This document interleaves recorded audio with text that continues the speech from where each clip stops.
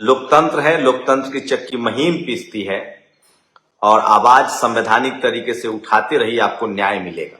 मोकामा में जो हिंसा हुई, जिस तरह से दुलारचंद यादव की जघन्य हत्या हुई है, अब चुनाव आयोग नींद से जगा है। 2 थाने के दरोगा को सस्पेंड किया गया है। बिहार के डीजीपी से जवाब मांगा गया है कल 12 बजे तक। वहीं अनंत सिंह की सुरक्षा बढ़ा दी गई है। और सोचिए, इस देश की मनुवादी मीडिया क्या कह रही थी कि गोली लगने से मौत नहीं हुई है। पोस्टमार्टम की पूरी रिपोर्ट आई है, उनके ऊपर गाड़ी चढ़ाई गई थी जिनसे उनके शरीर की 3-4 हड्डियां, सीने की हड्डियां टूट गई, उनका दोनों फेफड़ा फट गया था और इस वजह से उनकी मौत हुई। सच्चाई यह है कि उनके पहले पैर में गोली मारी गई, दुलारचंद यादव गिर गए, उसके बाद उन पर रॉड से हमला किया गया जो उनका पोता कह रहा है, उसके बाद उनकी गाड़ी को नहर में ठेल दिया गया, उसके बाद उन पर गाड़ी चढ़ा दी गई। ये हुआ था दुलारचंद यादव के साथ। दुलारचंद यादव की गलती इतनी थी कि वो अपनी विचारधारा सोशलिज्म के लिए, समाजवाद के लिए, और वो किसी के दबाव में नहीं आते थे। न वो सूरजभान सिंह के सगे थे, न वो अनंत सिंह के सगे थे, वो समाजवाद, सोशल जस्टिस और गरीबों के सगे थे। दुलारचंद यादव कभी झुके नहीं, कभी रुके नहीं। लोग कह रहे हैं उन पर एफआईआर है। अरे कौन गरीब के लिए लड़ता है, उस पर एफआईआर नहीं होता है। किसकी हत्या नहीं होती है? जगदेव बाबू की हत्या नहीं हुई? जननायक कर्पूरी ठाकुर को गाली नहीं दी जाती थी? सोनीलाल पटेल की हत्या नहीं हुई?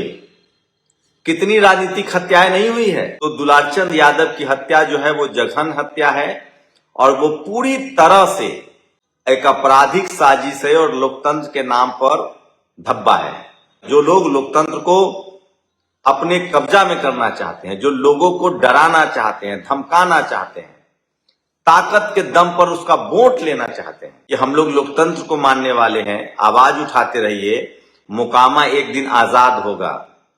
मोकामा के शोषित वंचित समाज के लोग एक दिन आजाद होंगे और वो भी लोकतंत्र से होंगे। और बाबा साहेब अम्बेडकर के बनाए संविधान ने जो अधिकार दिया है, जिसको मान्यवर कांसीराम साहब ने घर घर तक पहुंचाया, जिसको बाबू जगजीवन राम ने घर घर तक पहुंचाया, जिसको जगदेव बाबू ने घर घर तक पहुंचाया, अपनी आहुति दी, जिसको बीएसपी सुप्रीमो मायावती जी हो, लालू यादव हो, मुलायम सिंह यादव हो, जिन्होंने उसको जिया, चौधरी चरण सिंह हो, देवीलाल हो, शरद यादव हो, रामविलास पासवान हो, उस अधिकार के दम पर आगे बढ़े, उसी वोट की ताकत से मोकामा फिर आजाद होगा।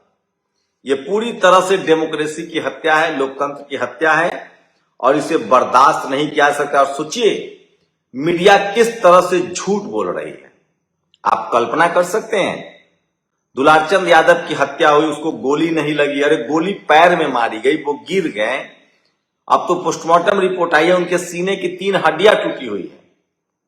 कल तक के टीवी अखबार वाले किस तरह से कैरेक्टर एसिसिनेशन कर रहे थे।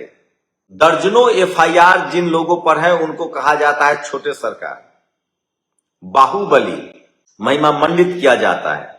और धीरे धीरे ही सही बिहार में इंडिया गठबंधन रंग ला रहा है। ये तस्वीरें देखिए आज की। चूंकि टीवी अखबार बीजेपी की रैली दिखाता है लेकिन आरजेडी की रैली नहीं दिखाता, इसलिए हम लोग की नैतिक जिम्मेदारी है।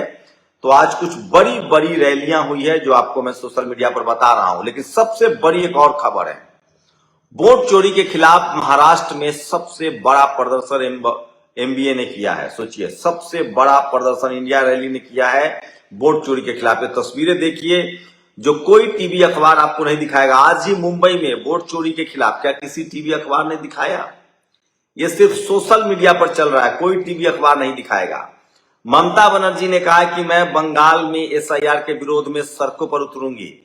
तो ये तमाम बड़ी खबरें हैं जो सोशल मीडिया पर वायरल है। और 38 मुकदमे दर्ज है, अनंत सिंह पर 38 मुकदमे दर्ज हैं। और ये है मुंबई में वोट चोरी के खिलाफ सबसे बड़ा मैसिव प्रदर्शन। कौन लोग हैं? क्या इनकी बात नहीं सुनी जाएगी? मैं फिर कह रहा हूं, डेमोक्रेसी में अपनी बात कहते रहिए, अपनी आवाज उठाते रहिए। सीने पर गाड़ी चढ़ी, फेफड़े फटने से मौत हुई है, ये सबसे बड़ी खबर है। तो दुलारचंद यादव की हत्या की गई है।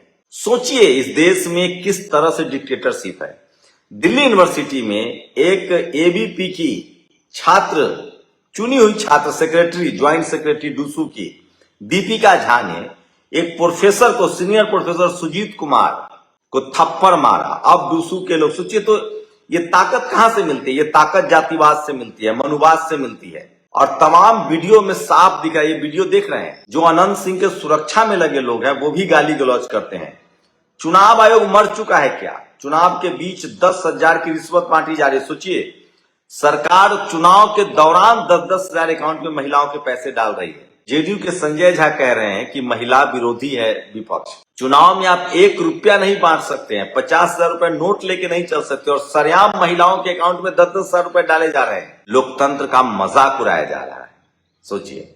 और अमित शाह कह रहे हैं कि इस देश में जो जन्म लिया है वही वोट डालेगा। सोचिए, ये दो, अमित शाह और चुनाव आयोग मिलकर एसआईआर के बहाने इस देश के दलित, पिछड़े, किसान, आदिवासी, अल्पसंख्यकों का नाम काट रहे हैं। 68,000 बिहार में नाम कटा है। ये तो आंदोलन हुआ, धरना हुआ, तो धीरे धीरे ही सही, मैं फिर कह रहा हूं, अलग लेवल पर वोट की चोरी चल रही है। लोकतंत्र को बचा लीजिए। और ये दलित पिछड़ों के लिए बहुत जरूरी है, किसान, आदिवासी, अल्पसंख्यकों के लिए जरूरी है। क्या चुनाव आयोग मर चुका है? चुनाव के बीच 10,000 की रिश्वत बांटी जा रही है। हार के डर से अपने संसाधन खर्च करने की बजाय बीजेपी इस बार बिहार को लूटने वाले ईडी के शिकंजे में फंसे भ्रष्ट डी के छाप अधिकारियों के मार्फत गरीब राज्य के खजाने से पैसा बांट रही है। चुनाव में सोचिए, तेजस्वी यादव का बयान सुनिए। एफआईआर होता है, नामदर्ज एफआईआर होता है, फिर भी जो है प्रचार प्रसार में थाने के आगे से आरोपी जो है गुजरता है, प्रचार करता है, बंदूक गोली लेकर के, बारूद लेकर के 40-40 काफिला में घूम रहा है। हत्या हुई, किसी एक व्यक्ति पे कार्रवाई नहीं हुई। कहाँ है चुनाव आयोग? चुनाव आयोग मर गया है क्या? क्या चुनाव आयोग का कानून केवल विपक्षी लोगों के लिए, सत्ता पक्ष के लोगों के लिए कोई कानून नहीं है? चाहे वो हत्या करे या कुछ भी करे, रंगदारी करे, कोई कानून नहीं रह गया है। अपराधी बेलगाम हो चुके हैं और सत्ता में बैठे लोग संरक्षण दे रहे हैं। स्पष्ट हो गया है, कोई गिरफ्तारी अब तक नहीं हुई है। क्यों नहीं हुई? लगातार जो है चुनाव आयोग गायब है। 10-10 हजार रुपए चुनाव के बीच में बांटा जा रहा है, रिश्वत दी जा रही है।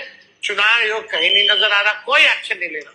चुनाव आयोग गोली मारी जा रही है, हत्या की जा रही है, कहीं एएसआई की हत्या कर दी जा रही है, विपक्षी दलों के नेताओं की हत्या कर दी जा रही है। तो सोचिए, चुनाव आयोग मर गया है। ये देखिए, चुनाव आयोग के खिलाफ कितना बड़ा जन सैलाब उमड़ रहा है। आज महाराष्ट्र में, मुंबई में, जो मुंबई राजधानी है, लेकिन टीवी अखबार आपको खबर नहीं दिखाएगा, इसलिए मैं खबरें दिखा रहा हूं। मैं फिर कह रहा हूं, ये सब कुछ जानबूझ के किया जा रहा है। और लोग सोचिए, कोई दलित, पिछड़ा, किसान, आदिवासी, अल्पसंख्यक को भ्रष्ट कह दिया जाता है, आतंकवादी, मुसलमान है तो आतंकवादी। शहाबुद्दीन को किस तरह से बदनाम किया जाता था, वो क्रिमिनल है, गैंगस्टर है। और जब सवर्ण समाज के कोई इस तरह के लोग आते हैं, राष्ट्रवादी हो जाते हैं। तो ये भेदभाव जो मीडिया का है, इस देश के बहुजनों को समझना पड़ेगा। इस देश के बहुजनों के पास एकमात्र अधिकार वोट का अधिकार है। जमीन नहीं है, व्यापार नहीं है, बिजनेस नहीं है, पढ़ाई लिखाई से वंचित है, स्कूल, अस्पताल, दवाई नहीं दिया जा रहा है। एक लोकतंत्र की ताकत है, वोट की ताकत है, इसलिए आप बोल पाते हैं। 5 किलो राशन भी उसी वजह से मिलता है जिस दिन उस वोट का अधिकार छीन गया। सोचिए और कल्पना कीजिए, 21वीं सदी में, सोशल मीडिया की सदी में, मोबाइल के युग में, जब सरेआम हत्याएं हो रही है, तो हमारे पुरखों ने क्या क्या नहीं सहा होगा। क्या क्या जगदेव बाबू, सोनेलाल पटेल, मान्यवर कांशीराम साहब, मायावती जी, लालू यादव, शिबू सोरेन, क्या क्या नहीं सहा होगा इन लोगों ने। बहुजन समाज के लोगों को एकजुट होकर संवैधानिक अधिकार बचाना चाहिए, वोट का अधिकार बचाना चाहिए। और आपके पास सिर्फ एक ही हथियार है, संविधान और वोट की ताकत। अपने आसपास के लोगों को, ये आपकी जिम्मेदारी है। अगर आप हमारी बातों को समझ रहे हैं तो वोट के प्रति सब कुछ हमें वोट से मिलेगा, संविधान से मिलेगा, लोकतंत्र से मिलेगा। स्कूल, अस्पताल, पढ़ाई लिखाई, दवाई, देश मजबूत होगा, सेना मजबूत होगी, लोकतंत्र रहेगा तब। ये जो मुट्ठी भर जातिवादी, मनुवादी सोच के लोग जातिवाद के दम पर देश पर कब्जा किए हुए हैं, वो इस देश के 90% लोगों को लाचार और बेबस रखना चाहते हैं। जैसे 40 करोड़ लोग सड़कों पर हैं, 80 करोड़ लोग 5 किलो राशन पर जिंदा हैं, 15 करोड़ दलित, पिछड़ा, किसान, आदिवासी, अल्पसंख्यक जो दुलारचंद यादव की तरह, जगदेव बाबू की तरह, सोनेलाल पटेल की तरह, मान्यवर कांशीराम साहब की तरह, मायावती जी की तरह, हेमंत सोरेन, शिबू सोरेन की तरह लड़ता है, उनको ये लोग भ्रष्ट कहते हैं। सोचिए क्या कहा था सुधीर चौधरी ने कि आदिवासी बीएमडब्ल्यू कैसे चढ़ सकता है। तो आपके सामाजिक न्याय के बड़े लड़ाई लड़ने वाले लोगों को मारा जा रहा है। शरद यादव के साथ क्या हुआ, लालू जी के साथ क्या हुआ, रामविलास जी के साथ क्या हुआ। आज नीतीश कुमार इस गठबंधन से हट जाए, कब क्या होगा। आज जब नीतीश कुमार गठबंधन में है, उसके बाद उनको हराने की एक के बाद एक कॉन्स्पिरेसी हो रही है। इसलिए वोट के अधिकार को बचाइए, ये आपका संवैधानिक अधिकार है, इसके अलावा आपके पास कुछ नहीं है। ये वोट का अधिकार बचेगा तभी आप अपने संवैधानिक अधिकार ले पाएंगे। शुक्रिया। नेशनल दस्तक की आपसे गुजारिश है कि अगर इसको बचाना चाहते हैं तो नेशनल दस्तक को सब्सक्राइब करने के लिए रेड कलर के सब्सक्राइब बटन को दबाएं, फिर बेल आइकन की घंटी दबाएं। नेशनल दस्तक को बचाने के लिए बहुत जरूरी है कि हर खबर को शेयर करें, लाइक करें, कमेंट जरूर करें।